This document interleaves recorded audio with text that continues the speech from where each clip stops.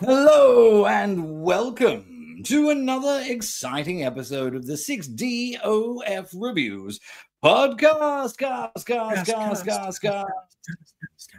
Oh, breathe a sigh of relief, everybody, because it is not me here by myself again today. We have squadded up, and there are two of us to tell you all about the games. Now, with me today, thankfully, blessedly, is the sidekick extraordinaire, the Robin to my Batman. How? Robin Wait, no. to my How Batman. am I Robin when I beat you in all the combat challenges? The Robin to my Batman, Omar Camel. You're delusional. So let's jump straight into that one. Viewer, sweet viewer, I planned that. He didn't know I was going to say that. I did not know what you were we going to are say that, and I referencing. vehemently disagree. He vehemently disagrees. And well, he might actually. The He's a numbers qualified back me up. Batman in I've that. beaten you on the combat challenges. You don't get to be Batman. I get to be Batman. You get to be maybe Robin, maybe Jason Todd. We'll see. Dude, I am so close to you that I'm Nightwing. I'm at least Nightwing. Anyway, I digress. Ladies and gentlemen, viewer, sweet people, before Omar can tell me that Nightwing is not as good or is in fact actually Jason Todd or whatever he's about to say. No, he's I not like Jason Nightwing. Todd. He's got a pretty blue thing. Nightwing So, Omar and I have been competing on the challenges, the combat challenges in Batman. And I thought I had set a robust, not unbeatable, but a robust score. And Omar toppled me on all three challenges. But because I am in fact a mighty warrior in and of myself, I took him back on one of those challenges. And on my first try, came so close on another. So the ongoing challenge between Omar and I is who gets to be Batman and who gets to be Robin. So, sweet viewer, first thing I'm going to say to you before we launch into today's episode proper, post your best scores from the combat challenges. Let's see who is in fact Robin. Is it you, viewer? Or is it? It's probably going to be me. He's actually, don't tell him I said this, but he's actually pretty good at games and he usually beats me. Anyway, there was an exciting segue right at the top of the episode.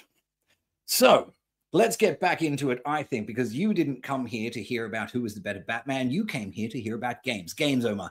Omar, are we here to talk about games? We are most certainly here to talk about games, about alternate realities. Yes, indeed. Virtual ones, one might say. Virtual so which ones. games do you think we might discuss today? What is on the docket today, Robin? I mean, Omar. I'm just going to let that pass. Okay. So we've got, what do we have? We have DigVR, we have Spatial Ops, we have, what am I missing here? Yes, we have Exocars, indeed. And I'm sure I'm forgetting something. Oh, Spinball 360 tennis. Is that the full name? I keep forgetting the full name. That is the full name. That is the full name. Kudos for me. And Yay! what else thank you. Did I miss anything? No, I think that's what we've got. So, sweet viewer, from the halcyon heights of Batman into Metro, robust scores, Game of the Year contenders, insane hype. We are now in the week after those two, and perhaps I'm a little less excited about the offering that we have for this week, but nonetheless, we have an offering for you this week. Omar and I have dedicated much of our time, our free time, to these 4 games that are coming out. Unfortunately, the one that you're probably very interested in, we are still interested in as well. Starship Troopers launches today. We did not get access. We were not granted early access. Make of that as you will. So we will be finding out if that's any good, probably around the same time that you are as well. So unfortunately, we cannot tell you about Starship Troopers, but we will tell you about the other games that are releasing today. So, and before I carry on, some of you have been asking, I don't want to look at your faces. I find them unappealing. I would rather audio, headphones, block out the this one, focus on the this one. Can I do this, please? Omar, can they do that? We can do that. We can put up a screen right now, which will show up on the screen right now, having QR links to our podcast on Spotify and Amazon as well. And I think we also have it on what's it called? Apple Podcasts. So yeah, and all kinds of other podcasting platforms, because the link propagates, and propagates. So you should be able to find us by either following one of the QR codes on the screen, or by just searching whatever podcast platform you use for 6DOF podcast. There you go. You said 6DOF. I did. 6DOF podcast. It's very clear. There's another question for you early on, right off the bat. Viewer, when you read our logo, do you read it as 6DOF reviews, or do you read it as 6DOF reviews? Or in my wife's case, love her, 6DOF. I don't know where the R comes from. Starship Troopers. We didn't get access. We will be putting probably a first impressions video up as soon as we get access to it, and you can look out for our thoughts on that. Although I will say, even though it's a big name IP, I'm not really holding out a huge amount of hope for that one. So we know that it is from the developer that has recently given us Hitman Reloaded. Is that I think it was the new Hitman that nobody liked because it sucked a bit. Hitman 3 Reloaded, yeah. Hitman 3 Reloaded. But they've also given us Zombieland Headshot Fever. And I remember when Zombieland Headshot Fever was announced, looking at the trailer and thinking, God, that looks awful. What a terrible cash grab. But it played really well. I ended up loving it. Really well. Yeah. And I've actually spent a number of hours playing it. They do cartoon-style arcade shooter well. So then you get Starship Troopers, and they've kept it behind closed doors. Very few people seem to have got access to it, at least of the people that I've spoken to, which is never really a great sign. But also they have a fine pedigree in cartoon visual arcade shooters, and it's co-op, and it might be cool. So we absolutely will be hoping to cover that one, and maybe it's in next week's podcast that we just touch on that a little bit. So that's enough talking about what we don't have. Let's talk about what we do have. And Omar, I thought I might kick over to you right from the start to talk a little bit about Exocars from, now I can never say the name of the developer, ZOCUS. Is it Zocus? Is it Zocus? I don't know. Where are they from? And this title is published by Joyway. So it's a combination between the two. Developers Zocus have a bit of a pedigree of App Lab racing games. They've done a couple before that haven't quite made it onto the store. Let's see how they've done with Exocars. Okay, I was not actually aware that they've previously done any racing games, App Lab or not. I don't think I've played any of their previous App Lab games. But I have spent some time in Exocars. I am a racing game fan. I've been playing racing games forever. A lot of them I really liked. And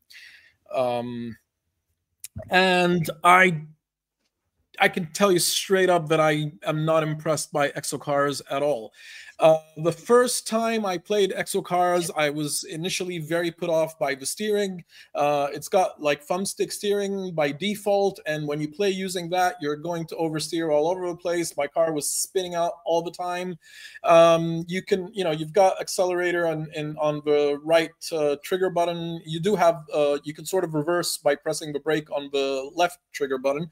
So I just spent half the time reversing out of crashing into walls after the car oversteered, and I found myself crashing headfirst into walls, not walls, but the side barriers.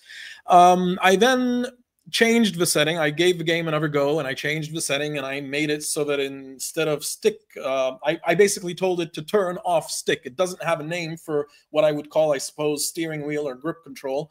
And you can set it to that, and that made the game far more playable, and I was much more in control of the steering once I had it set to, you basically grab the steering wheel and you virtually, you steer a virtual steering wheel. Once I did that, the playability improved dramatically. I was in control of the car. I wasn't oversteering and crashing all the time. But I guess I had also learned not to accelerate all the time and to sort of like ease off on the accelerator when I'm heading into curves so that it doesn't you know, so that I don't spin out. So I managed to get into a position where I was actually racing properly, and I like achieved, I don't know, first place in the first 6 or whatever races that you have. I just wasn't. He is Batman, everybody. I am Batman. But otherwise, I just wasn't impressed. I mean, fine, I got past the steering difficulties and the handling, but there's not much to the game. The graphics are okay, but not impressive in any way.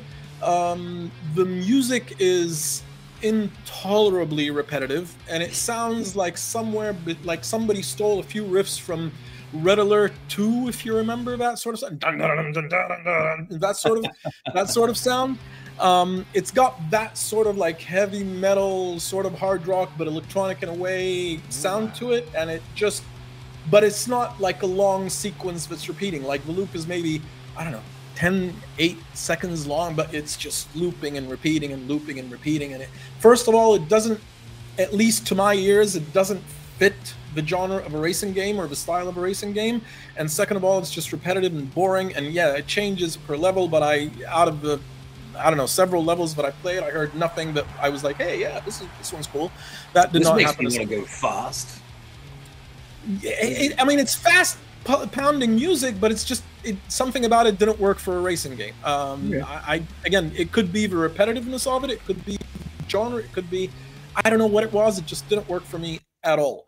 Were there any dynamic components, like, you know, you're on the last lap and it gets a little bit none whatsoever. It's just a repeating loop that's kind of boring, not very exciting, and it just repeats and it repeats and it repeats. So there's that.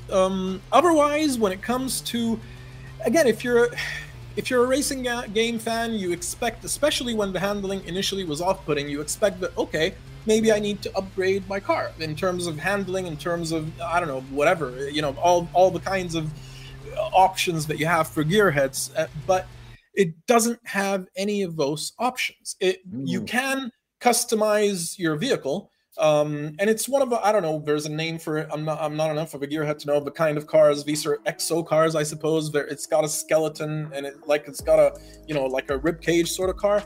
But all you can customize when you check out the customization menu is skinability. You can customize the colors. You have like tens of design options for the frame, for the, you know, for your gloves, for the all kinds of parts of the car, the wheel colors. You can customize the look of the car to your heart's content, but nothing that impacts the gameplay at all.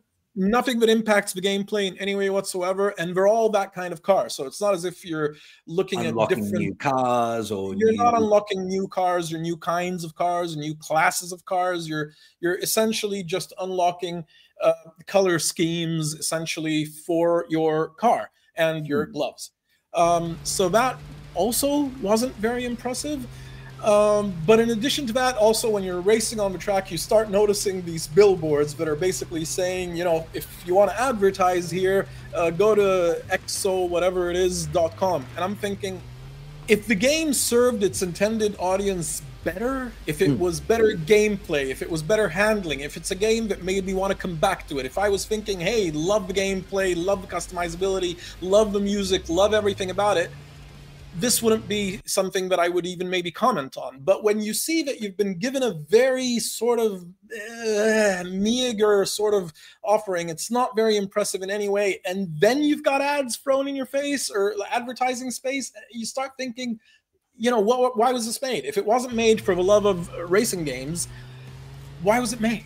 You know, and so I think that's part of why I noticed that, or even felt the need to comment on it, that I wasn't impressed by anything else the game offered. It just didn't have much else to offer. So you've got your basic, you've got free game modes, you've got the campaign mode where you go through the levels, you've got a tournament mode where I guess you're playing like 3 races in a row in a tournament, and you've got the multiplayer mode, which obviously I really haven't had a chance to test because the game isn't out yet. But overall, the gameplay is not like, I wouldn't recommend it. It's not something that I would recommend. Full disclaimer, I played it only for a little bit, and I'll tell you why in a second. But I did notice as I was, just starting out in the game, I'm looking at how much content we've got. And it's got something like, I think it's 24 levels, 24 tracks. But as you start to look at it, it's 6 tracks, and one of them is at dusk, and it's the same 6 again at nighttime, and the same 6. So it's different weather conditions or lighting conditions across the same track. But essentially, you are still racing the same track. So once you kind of muscle memory your way through hard, medium, left, or whatever it's going to be, it feels like it is the original set of tracks. I don't know if it's 6, but the original set of tracks that are just repeated with mild variations after the fact. I had the briefest time with this. And viewer, I'm going to explain a couple of things here. This is going to be relevant in a moment as well. I have pretty sturdy VR legs. I've been playing for a while. I can play the games like Hellsweeper, where you do backflips, and I can do Star Wars Squadrons, where you do barrel rolls. But you put me into a racing game, and it wrecks me. It just destroys me. The hardest review I've ever done was Dash World. That I had to play in 20-minute sections to get through that review. And for you, sweet viewers, I did that over the course of 2.5 weeks, and I clocked in about 6 hours before I wrote the review, and it killed me. So going into Exocars, I'd already said to Omar, look, I can't do racing games, but let me give it a try. All of what Omar has just described was immediately evident. I wondered, though, with the constant spinning out, I didn't have the same experience where it defaulted to stick. My instinct was I saw the steering wheel and I went like that. And so from straight away, that's how I was playing the game. Now, it's at least on the first track, it was dirt track racing, like off-road racing. And so that might explain a little bit why the steering was quite sensitive. And it was my first go playing the game. And so I, like Omar, was just constantly like smash, spin out. When you're someone who's particularly sensitive to motion sickness in a racing game and you clip something and it literally puts you into a spin, it's no bueno. Oh, it's no bueno. So my time with this game was cut very, very short. So I can't go full in-depth response to what Omar was saying, other than to say all of that, or almost all of it, was prominent within a 10-minute play session. The music side of things, I didn't play it long enough to catch that at all. If you ask me what was the music in Exocars like, off the top of my head, I couldn't pull any of it out. So I have managed to play some racing games, and despite my proclivity for motion sickness in them, they still grabbed my attention. So the one by the Binary Mill, whose name I always get wrong, so I'm not going to try this time. Mini Motor Racing X. Mini Motor Racing X, even though that crushed me, that was still really interesting. Dash World, really, really interesting. So it's not that I don't like racing games. This one, I really didn't feel compelled to pick it up again. So I do apologize, Zokus, but that's the lay of the land, unfortunately. That is my 2 cents worth. I did not enjoy it at all, and there's very little about it to recommend. And there are other racing games on the Quest that are far superior. If you're looking for something, more of a race sim, then I would definitely go for something like Grid, even though Grid, I know everybody was unhappy about the graphics and how it looked like you were playing on a PS1, but the gameplay was good. It was a solid racing game if you get past the fact that the graphics were very low res, and I do know that they've improved it since then. So if you're looking for something that's an actual racing sim, I would definitely lean more towards something like Grid. And if you're looking for something that's more of an arcade experience, then you've mentioned a couple yourself: Mini Motor Racing X and Dash World. And a new one that I've played, and I can sort of give you a little mini review of it right now, is Galaxy Kart. Galaxy Kart is a Super Mario racing clone, basically, and it's actually quite excellent. The graphics are as you'd expect. It's kind of like a Mario game, but in VR. The graphics are colorful, they're cartoony, you have a lot of tracks, the car handling is good, you've got your pickups. Basically, if you want to play Super Mario Racing in VR, Galaxy Kart is one that I would highly recommend. Good music, Nintendo kind of sort of music. It really does feel basically like a clone of Mario Kart without the Mario characters for obvious reasons. The IP. Yeah, without the IP. But you've got a whole set of, you've got 9 different characters you can play. Each of them have a different vehicle, but you can mix and match between some of the vehicles and some of the cars. You don't need to play every vehicle with their car. You can mix and match between the two. Each character has like a superpower that they can activate aside from the pickups that you pick up. while you're racing, and it's just a fun game. So if you're looking for an arcade game, then one of the ones you mentioned, or Galaxy Kart. And if you're looking for a real racing experience, then I would definitely lean more towards Grid. But yeah, Exocars did not have the gameplay, it did not have a polish, it did not have much of anything that I would be looking for to keep me going back to a racing game, VR or not, to be honest.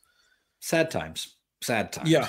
All right. Well, thank you for that, Omar. I think that wraps up about what we'll cover for Exocars. I think we should probably stay within vehicles at this point, but I'm going to drive a slightly different vehicle into this impressions video. And let's talk a little bit about DigVR. So, ladies and gentlemen, DigVR. I'm going to give you a small amount of background to this. I think it was about 2 weeks ago we got access, and I'm not being glib or insulting to the developers. 2 weeks ago we got access, and Omar put the access link into our team chat. I don't think I've ever been less interested in a VR game in my life, and I just was like, no. And then about 4 days ago or 5 days ago, we were planning out what we're going to cover for this episode, and I said, I don't care, just don't make me play Dig. And then it got to the point where we realized we weren't getting Starship Troopers, which I'd been holding out hope for. And I thought, well, I need to cover something. I've got to hold up my end of the bargain. Fine, I'll play a little bit of Dig. And can I tell you that I really enjoyed it? I really genuinely was like, and I want to preface this by saying, like, once my time with it for the purposes of the podcast or the purposes of the channel are done, the honest truth is I probably won't go back and play it again because it's not my kind of game that I do in my recreation time. But from an experience of getting a game that I would not ordinarily play and look at it, was it well produced? Did it have valid content to offer? Will it be enjoyable? It was good. It was really, really good. And I was shocked by how much I enjoyed it. And this segues me back to a little bit what I was saying before. One of the few, I was really surprised by this, but it hit me with the motion sickness. And so I had to stop playing at a certain point, well before I was done with it. So in addition to racing games, the thing that always messes me up is smooth turn. And I always play games with stick turn. I don't care if you're a VR elitist who says, nee. That's how I am comfortable playing, and I love it, and I can play just about any game. Baby. I'm such a strong man. I'm Batman because I can do smooth turn. Yeah. Anyway, the whole thing with Dig, though, is because the way you control it, and it's really cool, I guess this is what diggers are actually like. You've got a platform that controls your forward and backward momentum, and then you can swivel your platform so that your digging arm can be pointed in different directions. So the whole point of this game is you've got your two controls, backwards and forwards, or double forwards and double backwards, that control how you turn the actual thing. And then you move your hands to the side, and you can, like, if you want your boom arm to sort of go around there, you have to do it like that. Snap turn wouldn't work for this game. It would be ridiculous to try and do snap turn in this setting. So with that as kind of a core design tenet of the game, it messed me up. And I only managed to play it for an hour and a half.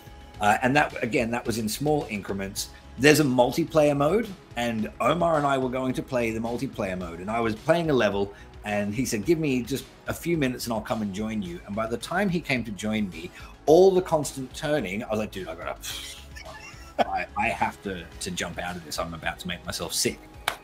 So, DigVR. Now that you've got all that preface, it is a little dig simulation. So it's got a nice little campaign. So you start, they teach you how to drive the digger, and I'm guessing it's really quite one-to-one with what an actual digger would be like in terms of the control scheme.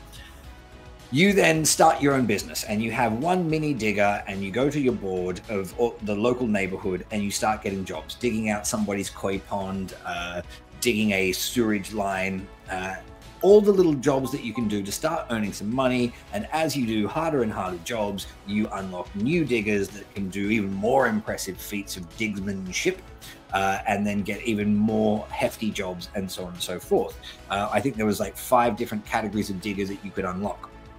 Within each of the levels, there are multiple, I'm going to say utensils. Utensils is not the right term, but attachments that you can put on. It's not like there's a knife and fork and you go, but so you start with the digger, and the digger is the bucket and it scoops. This is, if you've never seen a digger, hi, this is a digger. Somebody who actually knows how to operate one of these vehicles is going to be hating you right now. But oh mate, if you want to talk about that, go back and listen to what I did to VR Skater last week. Could you imagine being a skater listening to me being like, I hate this man, I hate this man. He doesn't know the words. He doesn't know the words. Oh no. But so there's bits where you can go, okay, like I've dug out the trench that I'm supposed to dig out, and then I'll go over there and I'll drop my scoopy bit, my spoon, and I'm going to pick up my tongs. I'm going to pick up I'm being deliberately crap at this point, but you can grab the grabbing element, and then you can go and you pick up your pipe and you swivel it around. There's compactors, there's breakers so that you can break up rocks that are in the way. So there's a buzz saw so you can cut down trees. There's all sorts of different things that you need to do. And effectively, it's the same mechanic of just learning how to position your digger and use the arm to get it into the right position. And it's super satisfying. Like there's something about switching from these controls to these controls. There's a real physicality to that I really, really love. It almost reminded me of Vox Machina, the mech game, which I think outside of Underdogs has some of the best mech controls that there are, because it does that. It has you switching between all the different bits and bobs that you would have in your cockpit. And Dig does that. Dig does that really, really well. The couple of criticisms I would have, there's something about the sound and the physics that feels a bit light. And I don't know if I'm being overly critical here, particularly seeing as it's quite cartoony and arcadey in its vibe. But the sound and the haptics didn't really give me that impression that I'm on the controls of a heavy piece of machinery that's really pushing through Earth. I wanted a little bit more. Like, this is so weird, but this is one game that you wouldn't think about it, that I think would be great for a B haptics vest, because you'd be in the cockpit and you could feel that rumble of being in the cockpit, and it would really sell that sense of not tension as in, you know, ooh, I'm very tense. Resistance, thank you. And it would give that a little bit more. And the sound effects as well could have been meatier, to like a little bit more haptic feedback and a sense, just a bit more physics. Like when you get your digger into the ground and you pull back, it doesn't pull back slower than it does when it's in the air, or at least not noticeably so. And that's something that I really wanted, even though it's quite, like I said, it's quite cartoony and arcadey. I still would have liked, if I can move the boom like this, once I've got it in, I want it to go a little bit slower. So that would have just immersed me into it a little bit more. But they're hardly game breaking. Like, I think that would have been cherries on top, as opposed to the bare requirements of making a cake. The other thing that I would say with it is, and again, I guess you're being true to life, the digger moves slow, man. Like, it moves slow. And if you've got a level that means you've got to go over there, dig the hole, come back here, drop your digger, pick up your grabber, go back over there, grab the thing, that, like, there is a lot of back and forth. And this thing, you can accelerate your vehicle a little bit. I know they gave, but it's a very little bit. Yeah. It's not like, at first, in the first 2 levels, 3 levels, 4 levels, it's completely fine. Like, that little bit of push is fine. But I started playing this one level where it's a construction site, and your job is to clean up the construction site. And so that means going over there, picking up a barrel, bringing it back over to there, going over there, compacting the ground down so it's nice and smooth. And I spent way too much time slowly driving towards things than I did actually doing the cool, fun things of moving the arm around. So again, that would be my only other real criticism. It's got mini games in there as well, and the mini games are super fun. There's bowling, so effectively you've got your crane, but it's got a wrecking ball on it, and there's bowling pins spread around you in different configurations, and you've got to turn your digger around and manipulate the arm so that as you have the momentum swinging that way, you're lining the ball up to like knock everything down. And it's quite complicated. It's the physics on that wrecking ball are excellently implemented. It feels right. It feels challenging, and it feels like the sort of thing where you're like, I'm going to get it this time. And again, if it wasn't for the constant smooth turning of doing that, I would have played it way longer than I did. There's a hooker duck mode as well, which is fun. Like, again, the controls of using the digger arm itself. So the fact that your left hand going forward and backwards lifts it up and down, and the right hand going forwards and backwards pushes it out, like on the joint, it extends the joint forward, and getting the combination of that, and then you roll your wrists either to the left or the right to to manipulate the bucket, to sort of scoop the bucket or let the bucket go.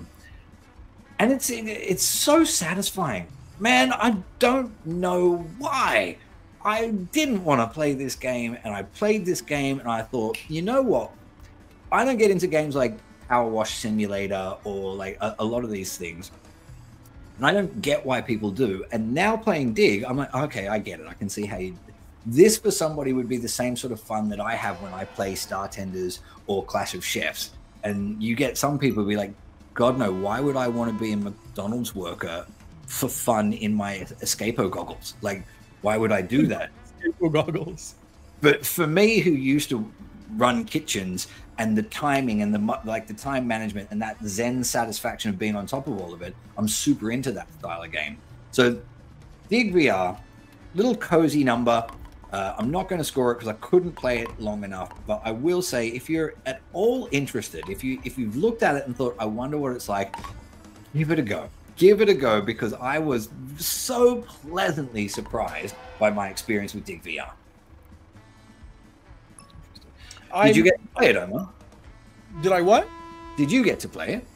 I got to play it a little bit, but I also felt, for me, it felt like the fun would really kick in once you got used to the controls enough, where you don't have to consciously be reminding yourself, okay, you know, this way to scoop up, this way to drop things. The driving itself was easier to immediately intuit. Like, I got used to the driving very fast, but just maintaining, you know, that you've got the driving, and then you've got, you know, moving the boom arm left and right, and then you've got the whole scooping control with the twisting, plus like, I just need my muscle memory to build up a little bit, I felt, for me to actually start enjoying it. Like, I can imagine, like what you were saying, you know, like I was just thinking that if somebody gets through maybe the first couple of hours and they get to a point where the machine starts feeling like an extension of your arms, instead of you having to consciously remind your hands what to do to achieve what, you know, movement, I imagine that it would become a lot more fun once you get to that point. But I didn't get to that point in the time that I played, so for me it was a very like every single movement was a very conscious process. So I think that detracted from the experience to me somewhat. But otherwise, it looks like a polished experience. It looks like there's a lot to do. The physics did feel good, but like you said, airy and not enough resistance maybe that you somehow need to feel. But I also acknowledge that it's very difficult to make you feel resistance in VR games. It's next to impossible. The games that I have seen that do a good job of it, if we're ignoring you know, stuff like having a haptic vest, which would definitely maybe, you know, help, and which is actually an interesting thing to consider adding to this sort of game, because usually people think of haptic vests in maybe shooter games or something like that. You know, you get shot and you feel it, but it would be an interesting application for this sort of game. But I was thinking the other factor that we usually find contributes to the physicality of things in VR is sound design. Sound design is very good at fooling you into feeling things that you're not physically, you know, feeling. and maybe they could work on that somehow. Maybe they could improve, like the groaning of the arm or something like that. You know, maybe I think you're right. If you go back to our first episode, I said that I still remember this so clearly. the moment that I lost my mind for VR, and I was playing Elven Assassin, and it was the first time I drew the bow back, and the haptic rumble, right? It starts off so faint, and as you pull it back to the point of tension, of the string, it pulls up, but the creaking sound of the string and the bow tensing, those two things happening at the same time 100% convinced me that I was feeling physical resistance in my arm. That's kind of what I'm talking about. You're right. It's haptics and sound. Haptics and sound, you completely. They can. Because, I mean, you also have to acknowledge that when you're going into a game, like when you're going into a movie, you want to believe. There's a suspension of disbelief. Yeah, you're walking in there. I mean, unless you've already decided that you hate a game for some reason, but when you walk into a game, and come on, almost 99.9% of the time when we go into a game, we really are hoping that we're going to like it. It's very rare that I've gone into a game not wanting to enjoy it. I mean, like I literally can't imagine a single time that's happened. I only who does that? Who goes into a game hoping to be disappointed? Yeah, so there's a suspension of disbelief that you carry into the games willingly. And all you need, give me a little bit of haptics, a little bit of sound design, I'll buy into it. I'm happy to buy into it. So I think a little bit of that, maybe that could be boosted a little bit to help it out in terms of how you felt about the heft and the resistance maybe being a little bit light. But otherwise, it felt like a quality product for somebody who'd enjoy that genre of game.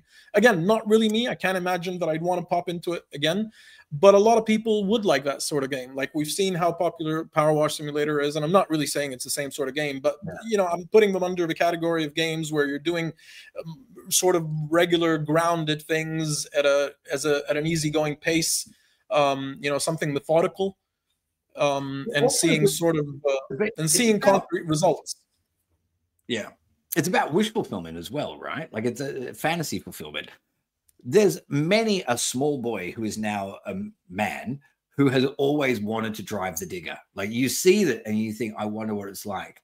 And it gives you that chance. Because again, I'm fairly sure that the controls are analogous to the real experience. It lets you go, oh, that's what it would be like.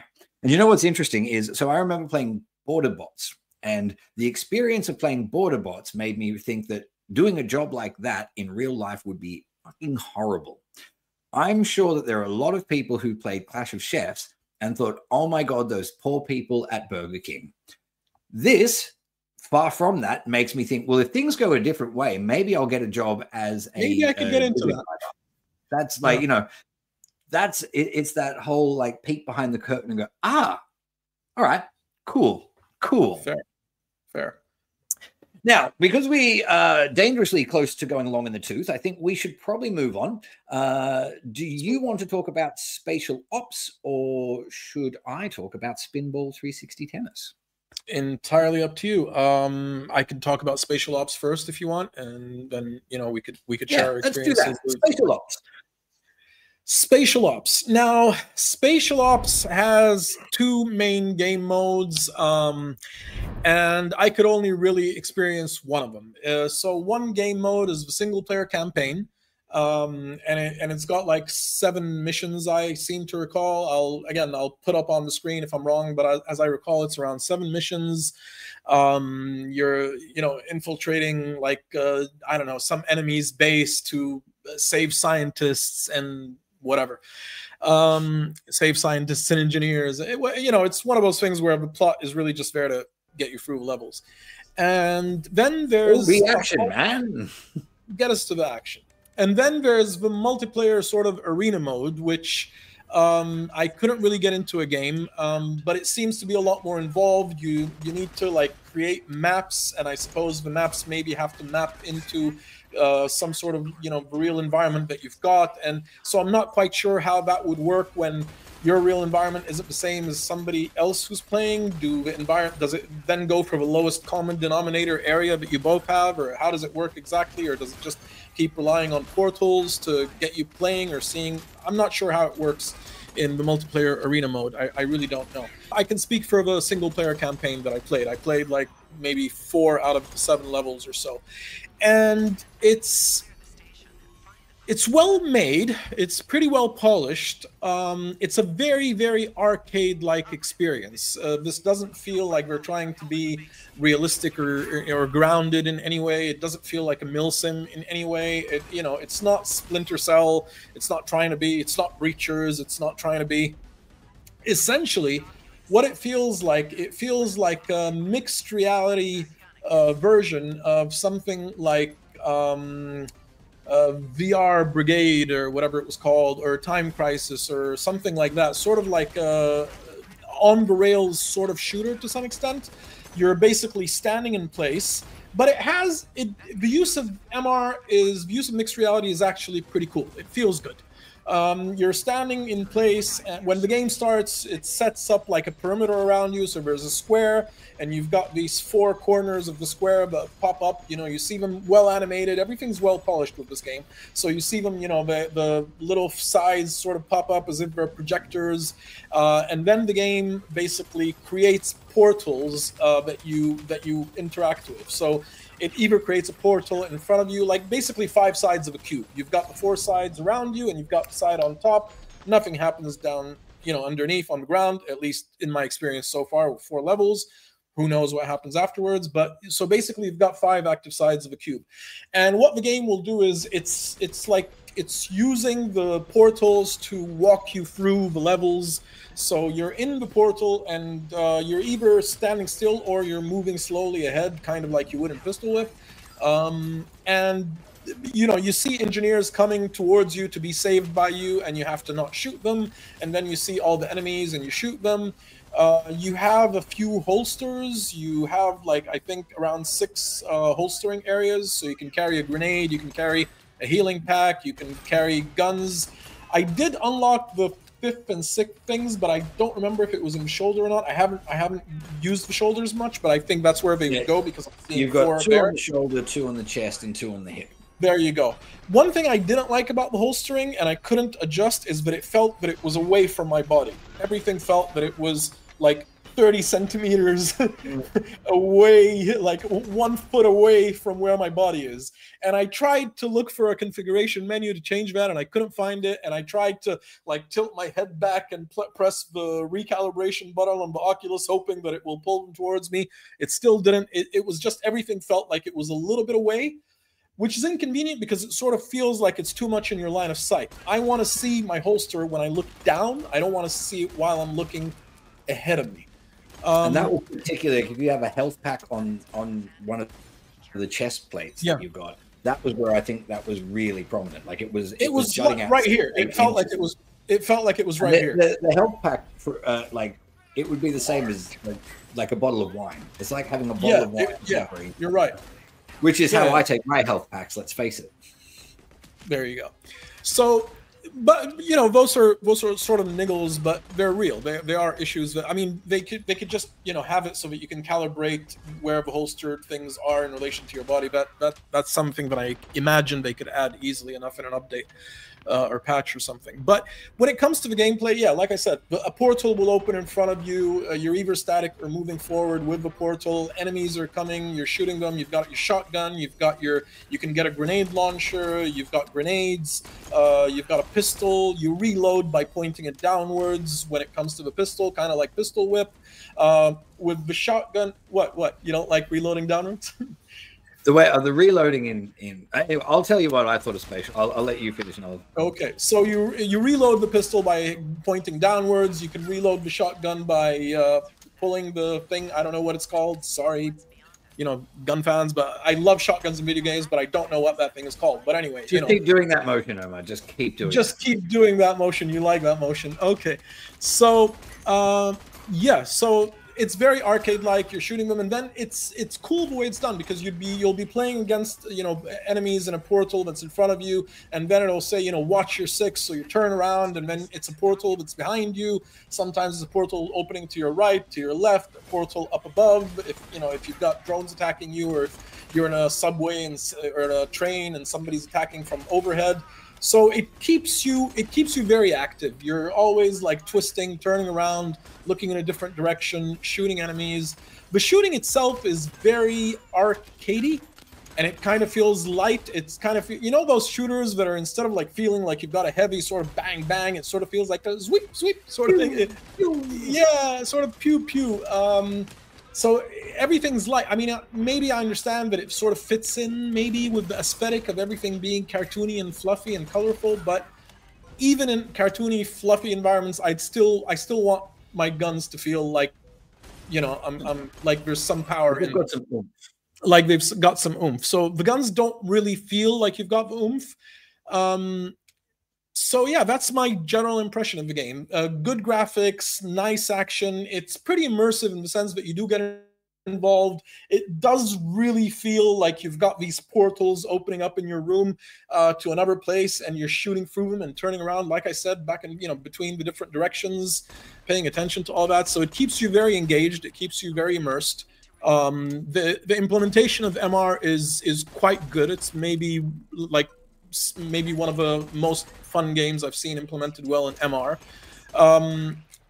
So I could say that for it, definitely. I didn't really notice the music much, which I guess is a good sign because I didn't hate it. And maybe if I played more, I'd pay a little more attention to it. But the fact that I didn't really pay attention to it means that it's sort of doing what it needs to do. It's keeping you amped up, and it's not doing it in a very tedious way where you're getting annoyed by it or wanting to turn it off or something. So I suppose it's just probably appropriate to the kind of action that you're seeing. But again, I really do think that despite everything that I've said about the single player campaign, I do feel that we're in no position to really judge it because we haven't played what I think is probably the star of the show, which is the multiplayer, you know, mixed reality arena mode, and which is where I believe they've put most of their eggs when it comes to this game. Because like I said, even the single player campaign, it's 7 levels. It took me around less than 2 hours to go through like 4 of them. So I'm guessing if you're just getting it for a single player campaign, then it's a sort of fun mixed reality on rails shooter that's going to last maybe 4 hours or something like that. That's not, I'm pretty sure that's not where the value is. No. I mean, I'm going to jump in there and just say, like, feel free. This game, like, we can only talk about the bit that we've played. We can't sort of extrapolate on what it might be. But I've seen all the promotional materials for this. This is a game that you play if you've got a big ass house and you've got a couple of headsets. And this is like laser tag. If you like, so I was recently in the States, and I, like, being somebody who lives in London, like, all the houses in the US are mansions. Every house is enormous. Yeah. So if you're in the US, you can probably play this game. You can set it up and just play. It's like laser tag in your own house. You put your headset on. If you've got a couple of Quest 3 or Quest 3Ss, or even Pico, I think it works on Pico as well. Is it cross-play? I don't know. So Resolution Games have made this, and Resolution Games are hands down one of my favorite studios. Top 3 studios working in VR. They have ported almost every game, if not every game that they have, onto Pico. I know this because I have a Pico, and all of the games that I have are crossplay between Quest and Pico. So I'm not saying that this one is, but from the pedigree, which I'm very well experienced with, I would probably guess. Okay. Anyway, so wait, you're saying the multiplayer is made to be played in the same location, so there's no problem mixing maps. I believe that you can do both. So I believe that there's online, but local area play is what I believe this is really for. I've seen a lot of videos of content creators that have been flown out to the Resolution Games studios, and they're basically their studios is this big open area, and you see them all running and hiding and ducking. That's why you buy this game, everybody. If you don't have that sort of space, don't, like, the thing that we're talking about is an afterthought. It's something that they've chucked on, I believe, to be like, oh, and let's give them a single play just in case no one's online. I actually thought it was pants. Like, I love Resolution Game. Pants, by the way, for those of you who aren't British, that's the way. I don't think that's very good. I didn't understand why it was in mixed reality. I was standing in my bathroom, and portal, like, why am I having action in my bathroom? Oh, look, there's a portal and I'll shoot those guys. But I'm conscious that I'm standing in my bathroom, and nothing that's happening around me gives that any sort of grounding or resonance, or, like, I didn't think it needed to be in mixed reality. If they wanted to do a cover shooter or that style of shooter, just do that. Like, for me, it did not gain anything from being in mixed reality. Not one iota. And then if you look at it in terms of that style of game, there are already iterations of that game that exist. Yeah, we've got many of those kind of games. So that's true. Better. Yeah. So for me, for my 2 cents worth, I believe I'm now talking out of school because I'm talking about a mode that I haven't played. But you don't buy Spatial Ops for the solo, for the single player campaign thing to have that'll give you a couple of hours worth of fun.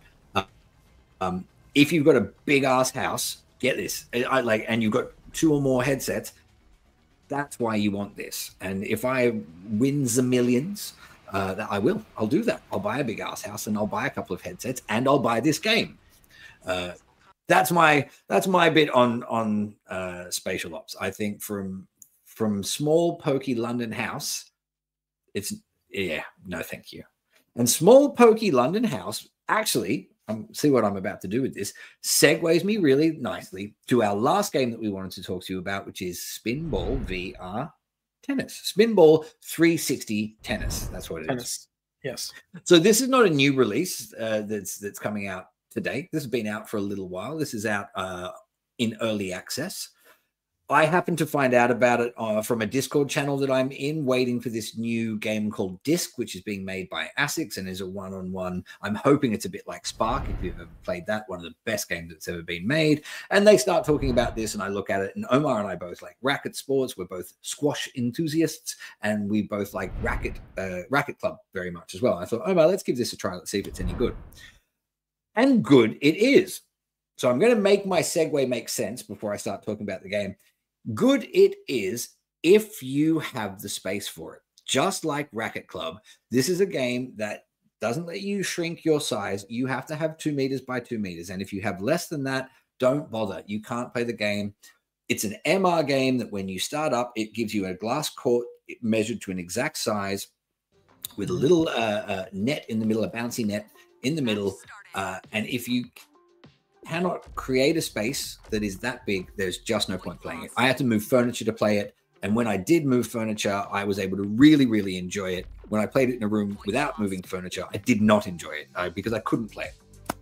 Anyway, so Spinball is actually a VR adaptation of the popular stoner game Spikeball.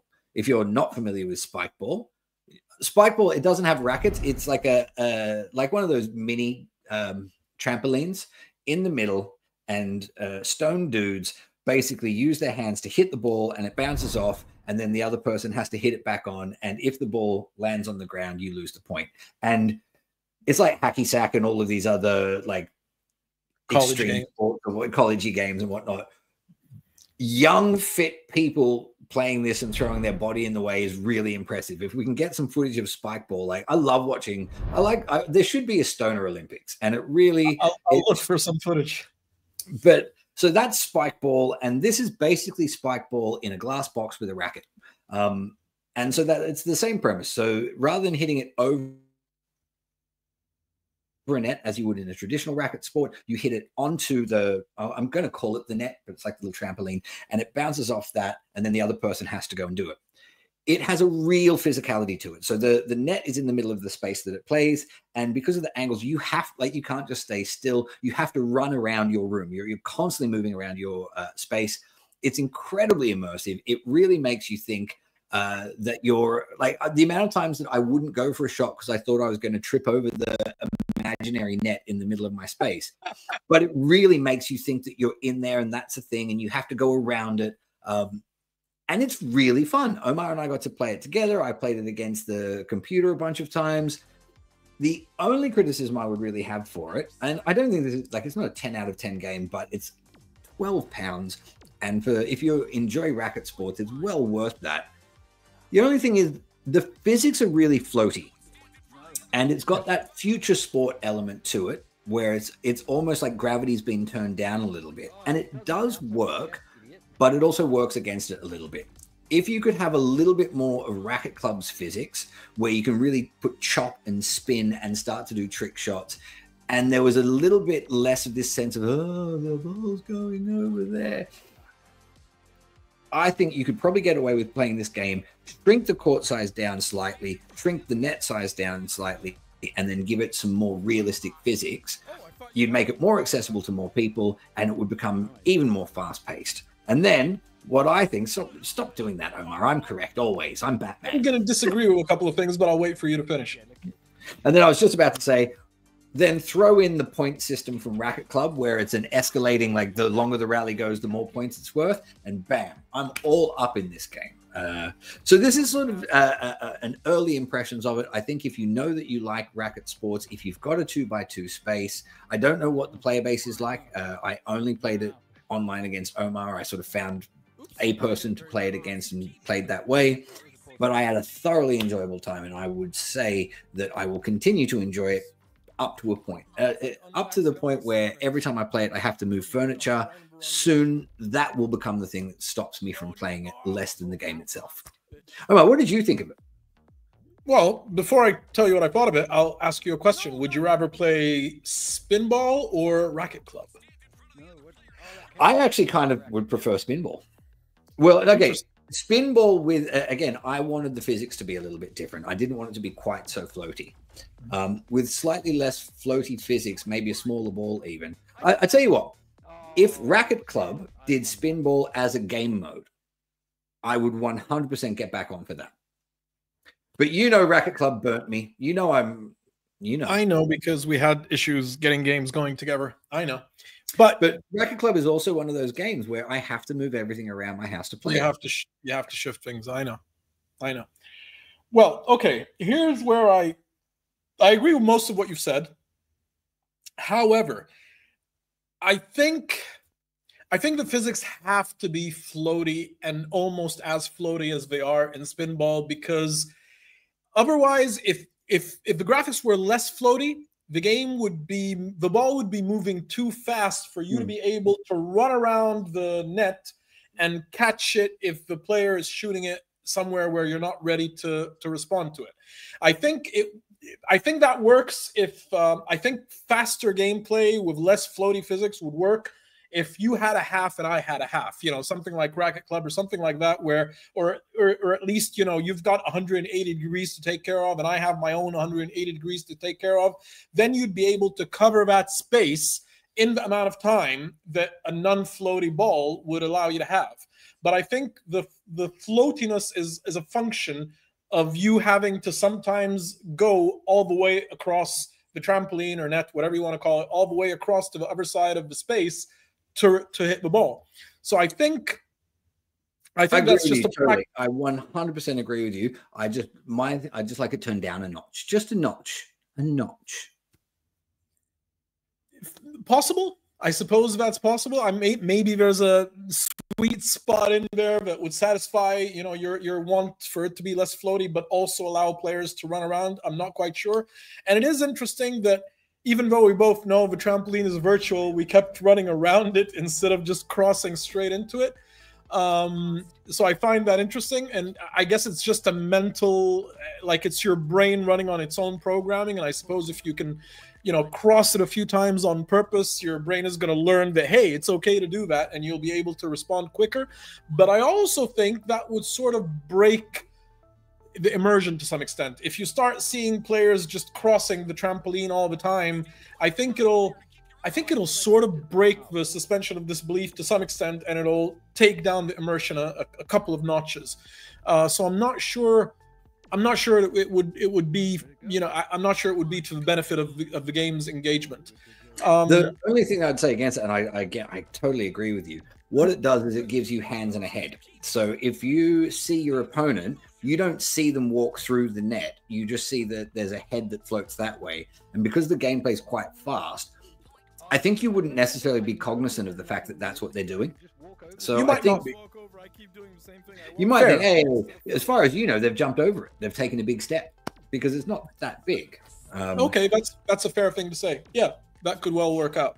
But yeah, so the floatiness I understand, but again, like you said, maybe there's a little bit of slack there to make it a little bit faster without spoiling the ability to counter balls. It is also cool that you can just, like squash, you can sort of bounce the ball against any of the walls and still hope to hit the trampoline or net, which I found sort of screwed me over quite a bit, because I kept the net looks like it's large compared to the space you have on the floor. So I always kept thinking that, you know, as long as I whack it into the ball, it's going to hit the net. And then it doesn't hit the net. And I'm like, are you serious? But a little bit of practice, like after playing against the AI for a little bit, I was going to get better at angles. I was able to, like, you know, hit it into instead of hitting it that way, hit it into the corner and have it go bounce, bounce, bounce and come back in. Yeah. And like tricky serves. One of the things about the fact that it constantly reminds you to move around, and you can kind of throw the ball up for your serve, and because it floats, you can move around a little bit and then just kind of hit it from a different angle. Like there was a lot of tactics to it, and I could see that there are a couple of times where I put some spin on it, and it really affected the way that the ball bounced off the tramponet. So I do feel that there's a bit of depth in there. It's not quite perfect, but for 12 quid's worth of fun, I really like. I'm going to say, like, do it if you can. If you don't like it, refund. For the price, it's a great deal. For the price, it's a great deal. I mean, I still prefer Racket Club to this. I don't think for me, it's just not as much fun as Racket Club. But there's nothing wrong with it per se. I just enjoy Racket Club more. And again, like you're saying, for the price, I don't think this is a bad deal at all if you want something to play. So I think we will round up Spinball 360 Tennis at this point with, again, it's an impressions video, but my impression is it's good. So we didn't really have any reviews for you this week, guys. Unfortunately, time is, I mean, I'll make my own excuses, not yours for you, Omar, but my day job is exploding right now. And I will tell you that I have spent 95% of my free gaming time in the last week working on things for the podcast rather than playing for fun. The only thing I've played for fun is Batman Combat Challenges because he's Robin, not me. He might, you know what, he's probably going to be Batman, but don't tell him that.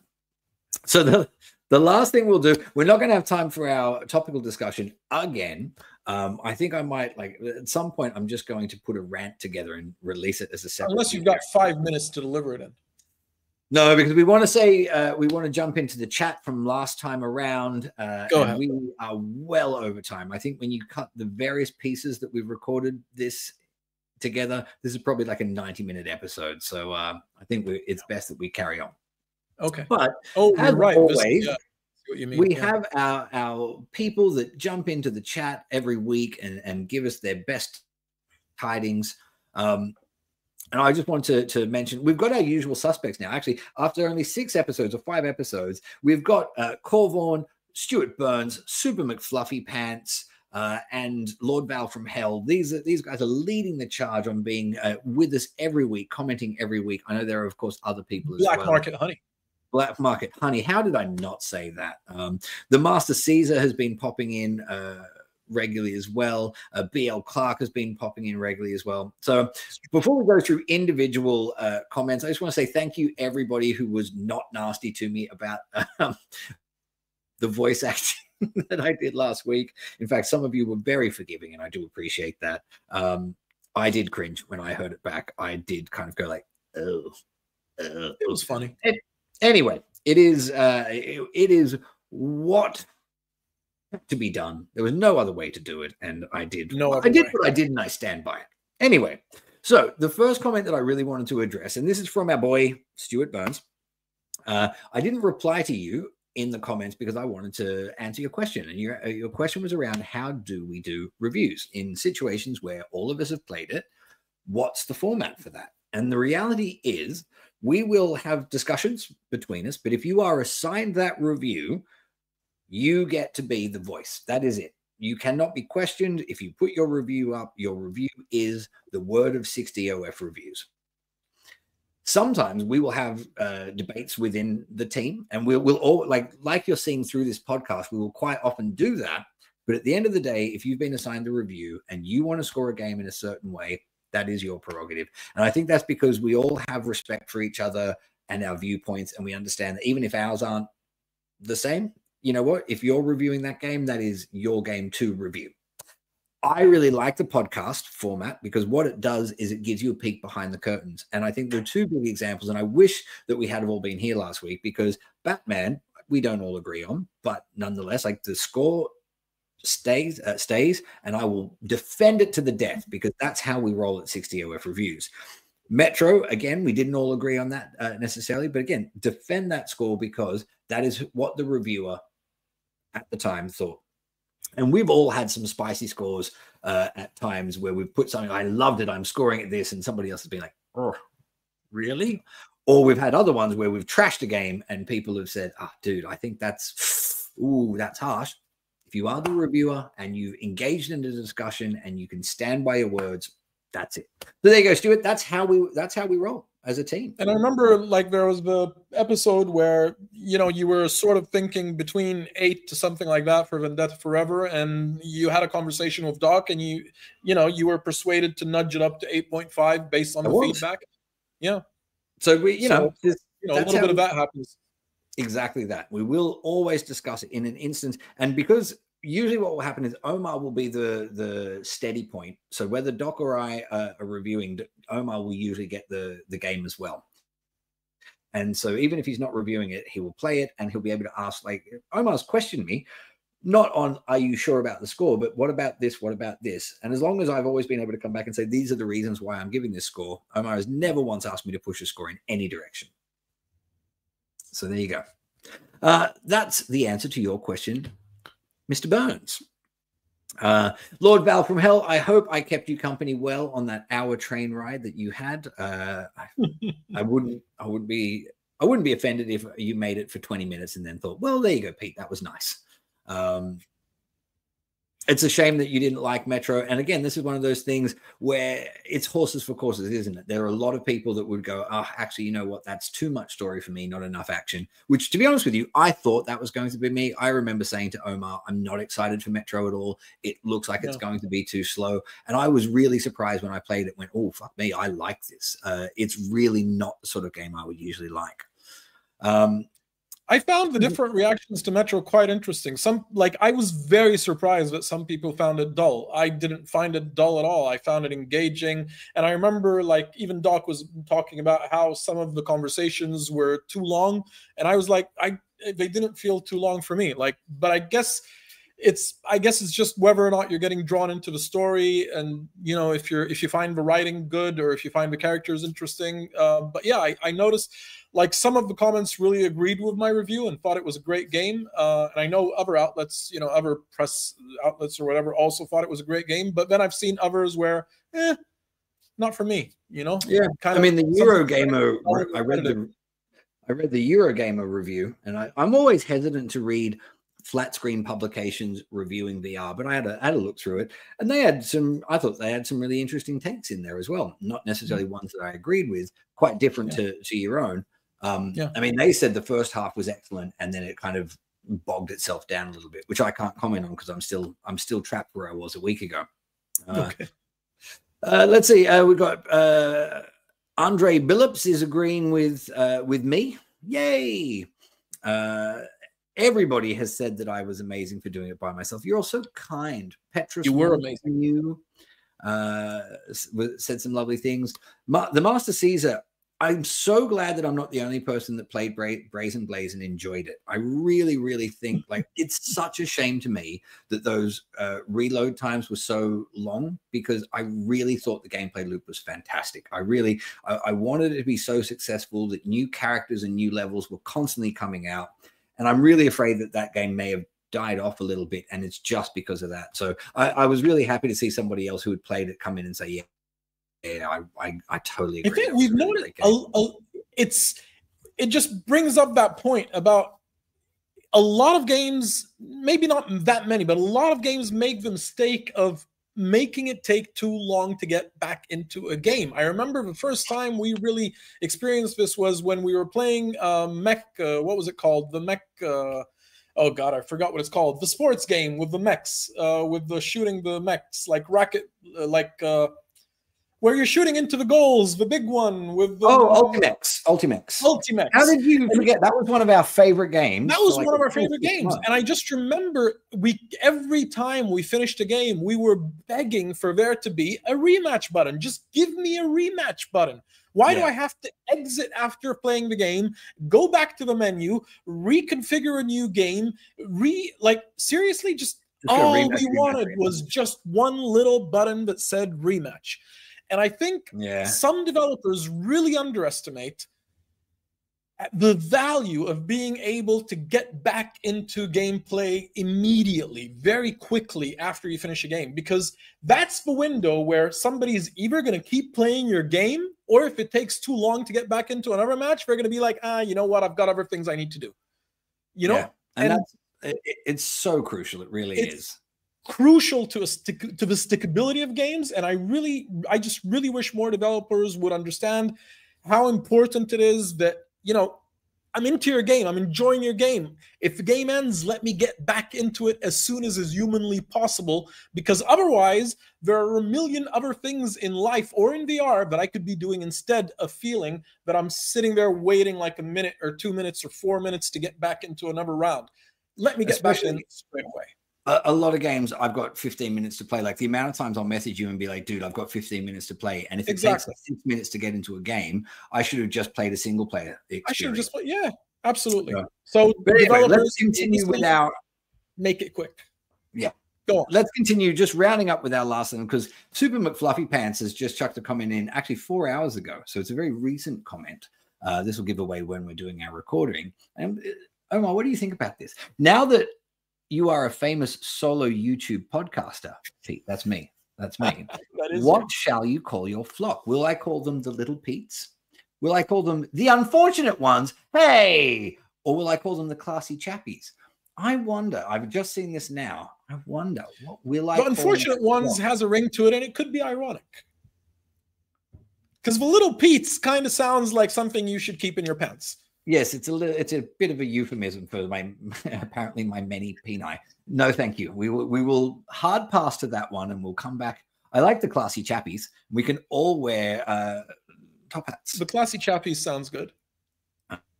I like that, Mr. McFluffy Pants.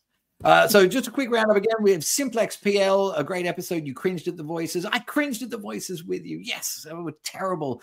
BL Clark, he was like, that impression of Omar is terrible. I clearly said it wasn't an impression of Omar, but it was a shithouse American voice, and I apologize to all of America. Orb with Ring, keep on being pedantic. You might notice Orb with Ring, pedanticism is one of our calling cards here at 60OF Reviews. Pedantic by name, pedantic by nature, but we'll keep it up just for you. Master Caesar again jumping in saying I needed to give a better score to VR Skate. No, I didn't. No, I didn't. I did good. You need to give. No, I answered you in the comments for the reasons I said in the comments. Like, I could maybe have a conversation with somebody where they could convince me that it could go to a 7. There's no way I can go higher than that, man. Like, there's no way. But I appreciate that you appreciate that game. I like liking games. And also, oh God, actually, all of our comments are actually from the Master Caesar. He was asking about the Zero Caliber multiplayer. I don't know what the player base is like at the moment, but I do think it was excellent. It was, again, I don't dig milsim style multiplayer shooters, but if I was going to play one, that's probably the one. It would either be that or Contractors. Those for me were the two most fun that didn't bog you down in like endless pedanticism about understanding guns. You could just get in, play some, have some action, pick up a shotgun, blow someone's head off, die, respawn, bosh, off we go.